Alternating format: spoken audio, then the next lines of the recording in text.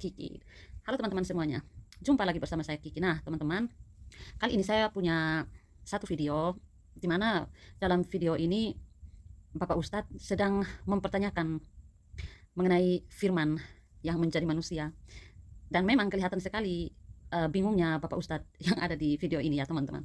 Dan memang kelihatan sekali Bapak Ustadz ini bingung tentang firman yang menjadi manusia. Kita dengar ya, kita lihat ya teman-teman seperti apa video ini. Bahwasanya Allah ada firman-Nya. Kemudian firman-Nya menjelma menjadi Isa. Bingung saya, Allah mana, firman-Nya mana? Kok firman-Nya? Kan firman-Nya perkataan. Gimana perkataan Jadi di sini dia bingung teman-teman, firman yang mana, Allah yang mana. Tuhan berubah menjadi apa? Manusia. Terus kalau jadi manusia firman-Nya hilang, bingung coba. Terus Dia berkata bahwa kalau jadi manusia, firmannya hilang. firman ini kok hanya satu menjelma, kan bisa jadi menjelma 10, kenapa jadi satu saja? Ya, Nabi Isa doang kan ada yang Nah di sini dia mengatakan bahwa Nabi Isa, kelihatannya Bapak Ustadz ini dia tidak bisa membedakan ya mana yang disebut sebagai Isa dan mana yang disebut sebagai Yesus. Tetapi di sini ya teman-teman, saya tidak menanggapi tentang persoalan Isa dan Yesus, tetapi yang saya tanggapi itu hanya kata-katanya firman yang menjadi manusia. Karena kan di dalam Alkitab juga itu ada bahwa firman yang menjadi manusia. Kita dengar ulang. bahwasanya Allah ada firman-Nya. Kemudian firman-Nya menjelma menjadi Isa. Bingung saya, Allah mana, firman-Nya mana? Kok Nah di situ dia mengatakan bahwa firman menjelma atau menjadi Isa ya teman-teman. Jadi memang Bapak Ustadz ini dia menyamakan Isa dengan Yesus, padahal jelas-jelas Isa dengan Yesus itu berbeda ya teman-teman. Tetapi di sini saya tidak menanggapi perihal Isa dengan Yesus, karena bagi saya Isa dan Yesus itu berbeda. firman-Nya? Kan firman-Nya perkataan. Gimana perkataan Tuhan berubah menjadi apa? Manusia. Terus kalau jadi manusia firman-Nya hilang, bingung coba. Terus firman ini Bapak Ustadz ini bingung ya teman-teman.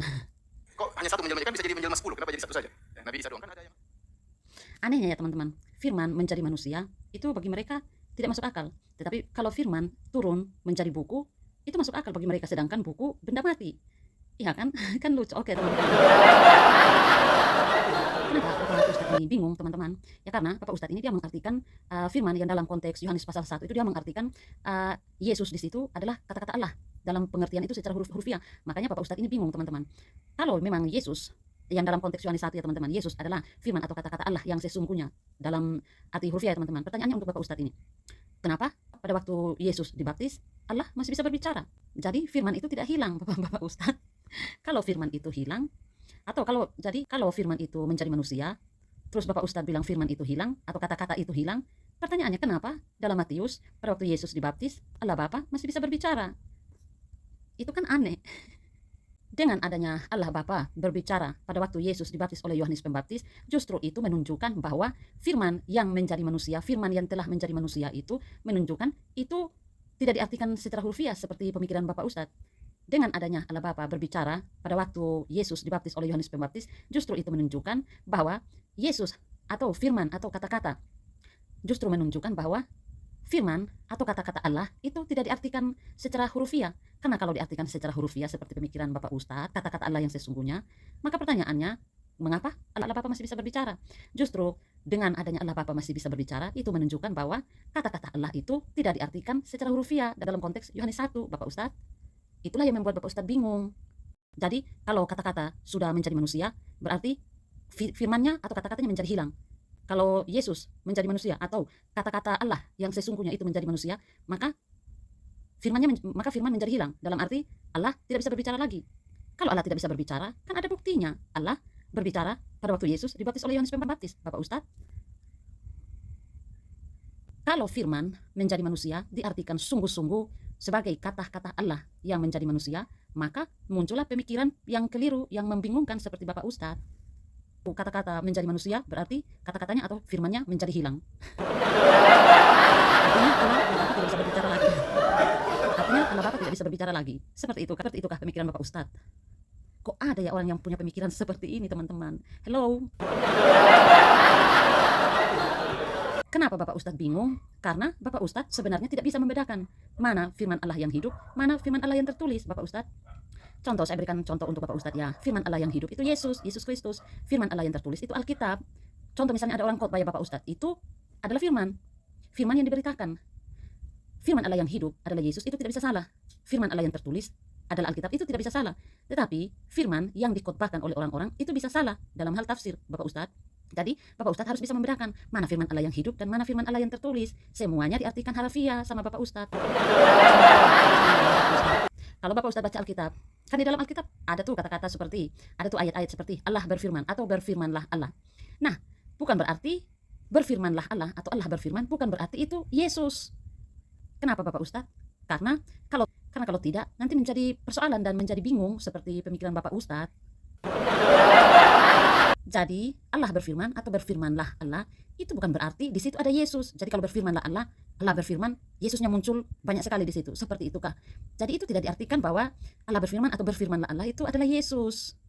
Karena kalau Bapak Ustadz mengartikannya seperti itu, maka nanti muncullah kebingungan seperti pemikiran Bapak Ustadz sendiri. Firman yang ada di dalam Yohanes itu adalah gelar. Tetapi gelar itu mempunyai makna dan tujuan tertentu. Seperti misalnya gelar-gelar untuk Kristus, kita bisa melihat dalam kitab Yesaya pasal 9 ayat 5 dan ayat-ayat lainnya. Di situ ada gelar-gelar nama-nama Yesus, nama-nama untuk Yesus. Ada gelar-gelarnya. Misalnya Raja Damai, Penasihat Ajaib, Allah yang Perkasa. Terus nama untuk diri, misalnya Yesus. Jadi firman yang ada di dalam Yohanes 1 itu mempunyai tujuan dan makna tertentu, Bapak Ustadz. Jadi sekali lagi firman yang ada di dalam Yohanes pasal 1 itu gelar, Bapak Ustadz. Kita lihat ya Bapak Ustadz. Pada mulanya adalah firman. Firman itu bersama-sama dengan Allah. Dan firman itu adalah Allah. Ia pada mulanya bersama-sama dengan Allah. Kita bandingkan lagi dalam Yohanes pasal 1 ayat yang ke-14. Firman itu telah menjadi manusia dan diam di antara kita. Dan kita telah melihat kemuliaannya, yaitu kemuliaan yang diberikan kepadanya sebagai anak tunggal Bapa, penuh kasih karunia dan kebenaran. Jadi gelar-gelar ini semua muncul dalam tulisan Yohanes, Injil Yohanes, surat Yohanes, dan Wahyu. Kita lihat lagi dalam 1 Yohanes ya Bapak Ustadz.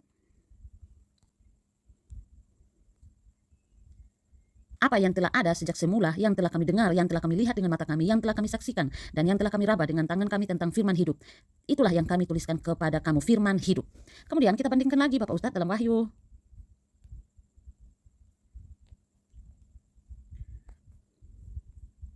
Dan ia, Yesus, memakai jubah yang telah dicelup dalam darah dan namanya ialah firman Allah. Nah, perhatikan ya Bapak Ustadz, logos itu artinya apa? Artinya kata ya Bapak Ustadz. Tidak boleh diartikan harfiah seperti pemikiran Bapak Ustadz dalam arti firman yang menjadi manusia yang ada dalam Yohanes 1 ini tidak boleh diartikan secara harfiah seperti pemikiran Bapak Ustadz dalam arti firman yang menjadi manusia secara sungguh-sungguh seperti Bapak Ustadz. Jadi firman atau logos itu artinya kata, tetapi tidak boleh diartikan harfiah seperti pemikiran Bapak Ustadz dalam arti ini Yohanes 1 ayat 14, firman itu telah menjadi manusia dalam arti firman yang di sini adalah kata-kata yang keluar itu. Pertanyaannya, mengapa Yesus digelari firman Bapak Ustadz? Karena firman atau kata-kata itu tujuannya untuk memperkenalkan. Saya berikan contoh ya Bapak Ustadz. Misalnya, saya dengan Bapak Ustadz belum pernah ketemu sebelumnya. Lalu sekarang saya dengan Bapak Ustadz bertemu secara face to face. Nah, saya hanya duduk diam senyum-senyum. Bahkan saya pun tidak mengeluarkan satu kata dari mulut saya. Pertanyaannya kepada Bapak Ustadz, apakah Bapak Ustadz mengenali saya? Tentu tidak kenal ya Bapak Ustadz. Kemudian tiba-tiba saya mulai berbicara. Kalau berbicara berarti saya mengeluarkan kata-kata. Tiba-tiba saya berkata, Bapak Ustadz, perkenalkan nama saya Kiki. Saya dari bla bla bla, saya seorang bla bla bla. Ketika saya mengeluarkan kata-kata, tentu Bapak Ustadz menjadi kenal saya, bukan? Artinya, kata-kata itu mempunyai fungsi. Fungsinya untuk apa? Untuk memperkenalkan. Seperti contoh yang tadi saya sudah berikan kepada Bapak Ustadz. Jadi, kata-kata itu dia fungsinya untuk memperkenalkan. Kalau tidak ada kata-kata, bagaimana orang mengenali dia? Kalau saya tidak berkata tadi, memperkenalkan diri saya, bagaimana Bapak Ustadz bisa mengenali saya? Kalau saya tidak berbicara, saya tidak mengeluarkan kata-kata dari mulut saya. Jadi, Yesus digelari firman karena melalui Yesuslah orang mengenal Allah. Termasuk Bapak Ustadz, walaupun Bapak Ustadz tidak menerima Yesus. Jadi, kita bersyukur karena Allah memperkenalkan dirinya melalui anaknya, yaitu Yesus Kristus. Kalau Yesus tidak ada, Yesus tidak datang, maka tentu kita tidak mengenal Allah itu seperti apa. Kita tidak mungkin mengenal siapa Allah itu, yang seperti apa Allah itu sebenarnya. Makanya dalam Yohanes 1 ayat 18, kita baca ya teman-teman. Tidak seorang pun yang pernah melihat Allah. Ingat, di sini tidak seorang pun yang pernah melihat Allah. Jadi siapapun manusia tidak ada yang pernah melihat Allah. Perhatikan ayat ini, tidak seorang pun yang pernah melihat Allah. Siapapun itu, tidak seorang pun yang pernah melihat Allah. Tetapi anak tunggal Allah, yaitu sang firman itu, yang ada di pangkuan Bapa, dialah yang menyatakannya. Jadi, karena melalui kata-kata sesuatu itu diperkenalkan, maka demikianlah Yesus disebut firman. Kenapa Bapak Ustadz? Karena melalui dialah orang mengenal Allah itu seperti apa.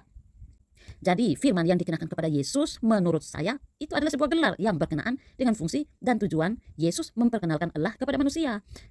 Maka dari itu, manusia dapat mengenal Allah. Allah itu seperti apa? Jadi kita harus bersyukur Bapak Ustadz karena Yesus telah datang. Dia datang memperkenalkan Allah kepada kita manusia. Kalau kita mau kenal Allah, ya kita baca Alkitab. Ya, hanya itu saja teman-teman. Semoga Bapak Ustadz ini semakin cerdas lagi ya Bapak Ustadz.